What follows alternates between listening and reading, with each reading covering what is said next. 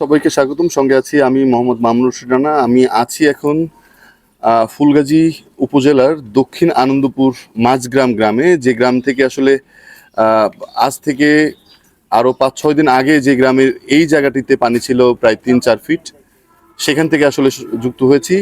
কথা বলবো এই গ্রামের একজন বিশিষ্ট ব্যবসায়ীর সঙ্গে। তিনি স্ব-উদ্যোগে, নিজ উদ্যোগে এই গ্রামের মানুষের পাশে সর্বপ্রথম এসে দাঁড়িয়েছেন। তার কাছ থেকেই মূলত এই বন্যা এবং বন্যা পরিস্থিতির উন্নতির সার্বিক বিষয় নিয়ে কথা বলবো। ভাই, কেমন আছেন? জি, আমি আছি ভালো। আপনারা ভালো আছেন তো?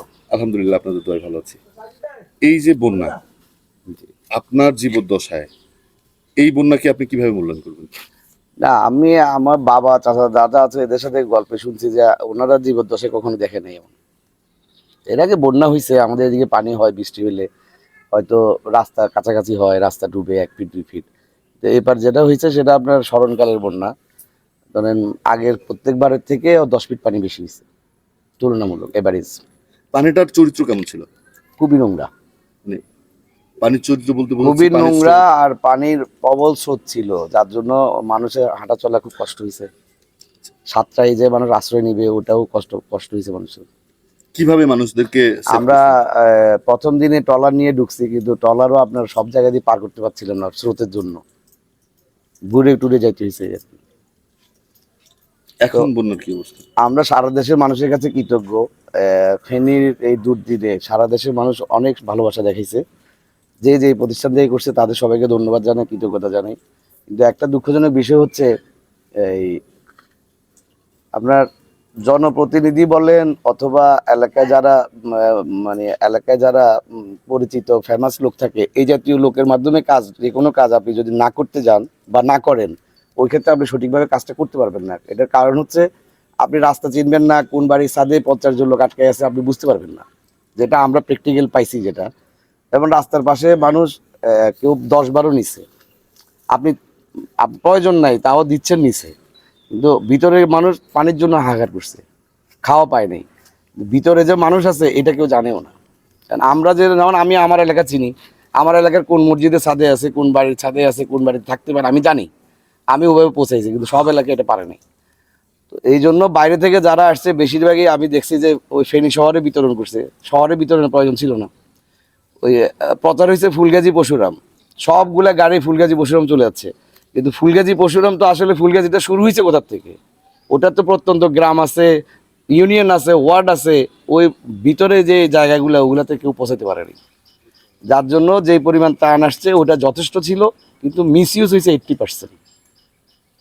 100%-এর 80%-ই মিসইউজ হয়েছে, কাজে লাগে নাই।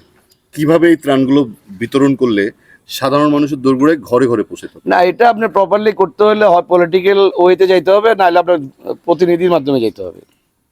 আপনি একটা এলাকায় একটা মেম্বার থাকে অথবা চেয়ারম্যান থাকে, তার মাধ্যমে করলে সে জানে তার ওয়ার্ডে কোন জায়গায় কি আছে। আপনি বাইরে থেকে, নর্থ বেঙ্গল থেকে আসলেন, আপনি রংপুর থেকে আসলেন, আপনি আসছেন তো ভালোবাসা দেখাচ্ছেন, কিন্তু আপনি তো প্রপার ওয়েতে যাইতে পারছেন না। তো এখানে আমার মনে হয় এই সরকারেরও কিছু দায়বদ্ধতা আছে, ওনাদের মেনটেনেন্স প্রবলেম ছিল।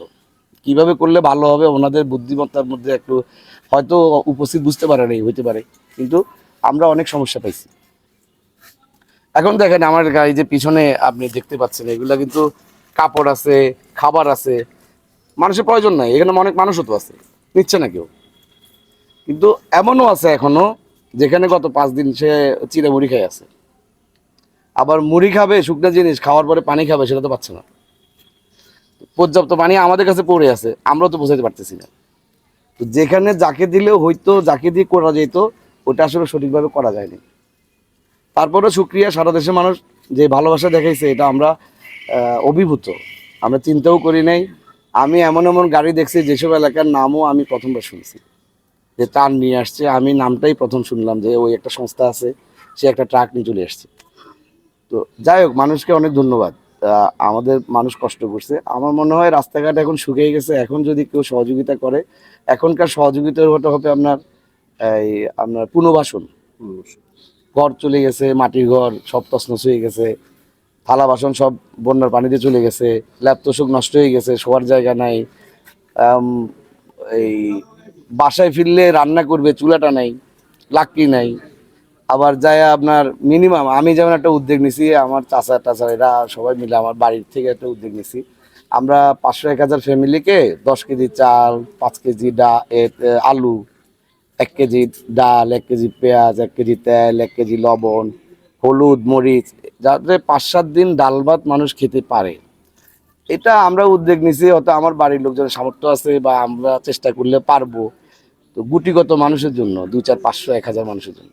তা আমি মনে করি যারা সহযোগিতা করতে চান এখন থেকে আর চিড়ামুড়ি যে শুকনো খাবারের দিকে না যায়া, আপনারা এলাকায় যারা প্রতিনিধি আছে, এলাকার মানুষের সাথে আলাপ করলে তো বুঝতে পারবেন কোন লোকটাকে দিলে সে বন্টন করবে, মানুষ পাবে। ওভাবে করেন, করলে তাহলে মানুষ উপকৃত হবে। আপনি নিয়ে আসলেন, কষ্ট করলেন, কিন্তু সঠিকভাবে মানুষ পাইল না, তাহলে আপনার কষ্টটা বৃথা।